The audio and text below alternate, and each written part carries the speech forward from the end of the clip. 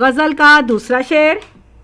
کاوے کاوے سخت جانی ہائے تنہائی نہ پوچھ، صبح کرنا شام کا لانا ہے جوئے شیر کا. یہاں دیکھا جائے تو علم بیان کی اصطلاح مجاز مرسل اور علم بدیع میں ہمیں صنعت تضاد اور صنعت تلمی نمایاں نظر آتی ہیں. کاوے کاوے کا مطلب، کاف کا مطلب جد و جہد ہے، اور شاعر نے یہاں پر جوئے شیر کے لفظ تلمی کے لیے استعمال کیے ہیں. شیر دودھ کو اور جوئے شیر دودھ کی نہر کو کہا گیا ہے، اور اس کے ذریعے شیریں فرحات کے قصے کی طرف اشارہ ہے. شاعر اپنے عالم تنہائی کے حوالے سے بیان کر رہے ہیں کہ تنہائی کی اذیت برداشت کرنا انتہائی تکلیف دہ کام ہے. مجھ سے میری تنہائی کا حال مت پوچھو کہ جس طرح فرحات کے لیے دودھ کی نہر کھود نکالنا ناممکن تھا، اسی طرح میرے لیے صبح سے شام کرنا انتہائی مشکل اور جد و جہد پر مبنی کام ہے. اور اسی حوالے سے شاعر کا کہنا ہے کہ میں نے جس تکلیف کے عالم میں تنہائی کی راتیں گزاریں، ان کی اذیت پہاڑ کھود کر دودھ کی نہر نکالنے سے کچھ کم پرمشقت نہیں. جوئے شیر کے الفاظ صنعت تلمی کے ذریعے قصہ شیریں فرحات کو ظاہر کرتے ہیں. غزل کا اگلا شعر. جذبہ بے اختیار شوق دیکھا چاہیے، سینہ شمشیر سے باہر ہے دم شمشیر کا. استعارہ اور کنایہ دونوں خوبیاں اس شعر میں موجود ہیں، اور شاعر اپنے جذبہ عشق کو بیان کر رہے ہیں. دل کو شمشیر سے تشبیہ دی گئی ہے تو یہاں استعارے کی کیفیت نمایاں ہے، اور محبوب کا ذکر نہیں کیا، شمشیر کا ذکر کر دیا، تو اس حوالے سے یہاں پر کنایہ کی خوبی بھی موجود ہے.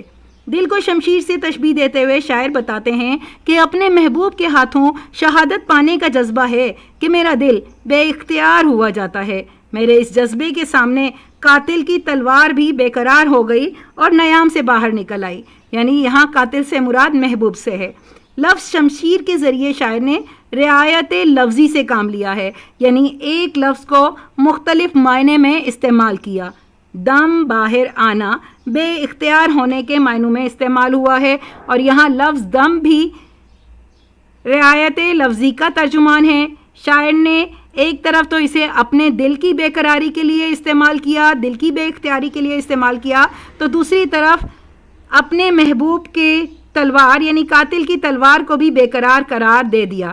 تو اس شعر میں رعایت لفظی بدرجہ اتم نمایاں نظر آتی ہے. شعر نمبر 4.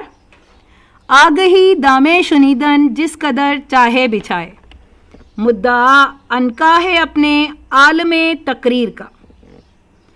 شعر میں مجاز مرسل کی خوبی نمایاں ہے. شاعر نے یہاں پر نتیجہ نہیں بتایا، وجہ بتا دی ہے، اور مراعات النظیر صنعت موجود ہے. آگہی، شنیدن، مدعا، تقریر، یہ سب الفاظ مراعات النظیر کے ترجمان ہیں، ایک کا تعلق دوسرے سے ظاہر کرتے ہیں. غالب اپنی مشکل پسندی کا ذکر کر رہے ہیں. انہیں اپنی اس خوبی پر فخر تھا. خود کہتے ہیں کہ میرے اشعار کا مفہوم عقل کی پہنچ سے بالاتر ہے، انہیں سمجھنا کسی کے بس کی بات نہیں. جس طرح غیر موجود پرندے کو جال میں پھنسانا ناممکن ہے، اسی طرح میرے کلام میں مقصد تلاش کرنا بھی عبث ہے، یعنی بیکار ہے. اس میں جب کوئی مقصد ہی نہیں تو کوئی کس طرح اس کے مقصد تک پہنچ پائے گا. غزل کا آخری شعر.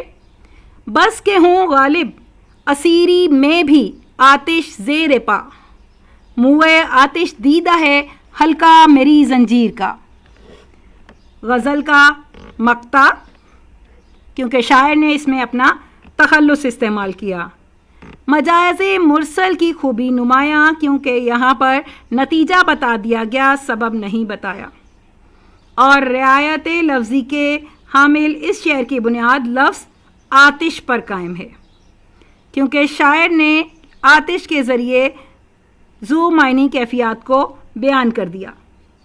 شاعر کا کہنا ہے کہ قید کے عالم میں مجھ پر تنہائی کی آگ برس رہی ہے. اس آگ نے مجھے سر سے پیر تک جھلسا دیا ہے. میری زنجیر کا حلقہ اس آگ سے بال کی طرح نرم ہو چکا ہے. غزل کے اس مقطع میں غالب نے مجازی مرسل کی خوبی کے ذریعے اپنی دلی کیفیات کی ترجمانی کی ہے کہ وہ آتش عشق سے اس قدر جھلس چکے ہیں کہ ان کی زنجیریں بھی اس آگ سے پگھلنے لگی ہیں. عزیز طلبہ، غالب کی یہ غزل یہیں تمام ہوئی. ویڈیو آپ کو پسند آئی ہو تو لائک کیجئے، چینل کو سبسکرائب کیجئے، کمنٹ کیجئے. اللہ حافظ.